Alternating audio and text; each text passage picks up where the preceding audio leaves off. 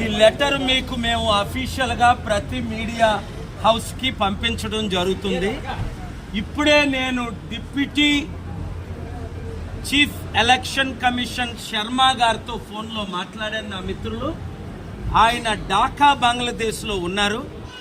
ఆయన chief election గారికి instructions ఇచ్చినప్పటికీ నన్ను కలకుంటా లోకల్ అఫీషియల్, ఆయన పేరు అడిగితే చెప్పడు, చీఫ్ ఎలక్షన్ కమిషన్ నన్ను కలకుంటా నన్ను బ్లాక్ చేస్తున్నాను.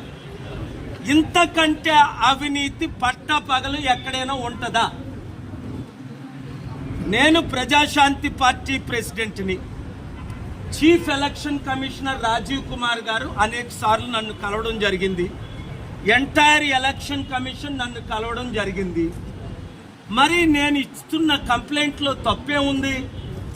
అందరు పార్టీల్ని, ఊరు పేరు లేని పార్టీ చూశారు కదా, షర్మిల వైఎస్ఆర్టీపీ పార్టీకి సింబల్ ఇచ్చారు తెలంగాణలో. ఆవిడ పోటీ చేయలేదు, పార్టీ విలీనమే చేసేసింది. అలాంటిది మేము ప్రజాశాంతి పార్టీ తరఫున పోటీ చేస్తున్నాం. పవన్ కళ్యాణ్ కంటే షర్మిల కంటే ఎక్కువ ఓట్లు మీరు తెలంగాణలో మనకు రావడం మీరు చూశారు. ఇప్పుడు ఆంధ్రప్రదేశ్ ఎలక్షన్లో మనల్ని పోటీ చేయడానికి అవకాశం ఇవ్వకుండా జరుగుతున్న కుట్ర పప్పులు ఉడకో. ఎందుకు? ఆల్రెడీ ఎలక్షన్ కమిషన్ విషయం మీద మేము కంప్లైంట్ చేశాం. హైకోర్టులో ఫేవరబుల్ రూలింగ్ వచ్చింది.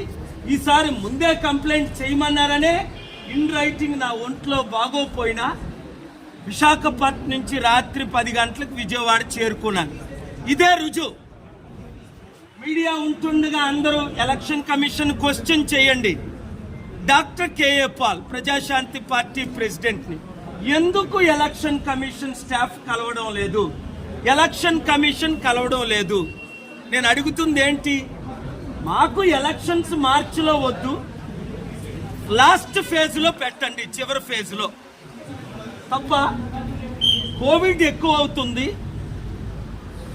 10th ఇంటర్మీడియట్ ఎగ్జామ్స్ తర్వాత, డిగ్రీ ఎగ్జామ్స్ తర్వాత పెట్టండి. 2, 3 ఎలక్షన్ అయిపోగానే 40 రోజులు లాస్ట్ టైం ఉన్నట్టు కౌంటింగ్కి టైం ఇవ్వకుండా ఎలక్షన్ అవ్వగానే ఓట్లు లెక్కించండి. ఈ 3 డిమాండ్లు నేను చేస్తున్నాను. ఇందులో తప్పని ఎవరైనా పట్టగలరా? చెప్పగలరా? చూసుకోండి. 2 కులాలే నడుపుతాయట మనల్ని.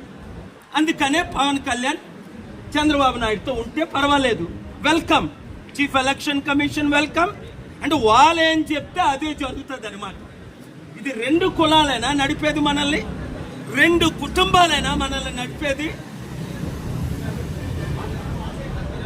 అర్థం చేసుకోండి.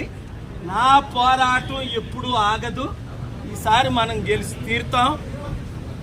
కోర్టులో కేసు వేయడం జరిగింది, ఆర్గ్యుమెంట్స్ వినిపిస్తారు. ఇప్పుడే ఈ హోటల్లోనే నేను ధర్నా ఆరంభిస్తాను. ఎలక్షన్ కమిషన్ కలిసినంత వరకు నేను హోటల్ను విడిచిపెట్టాను. నాకు రూమ్ ఉంది. Thank you very much. నా రూమ్ నెంబర్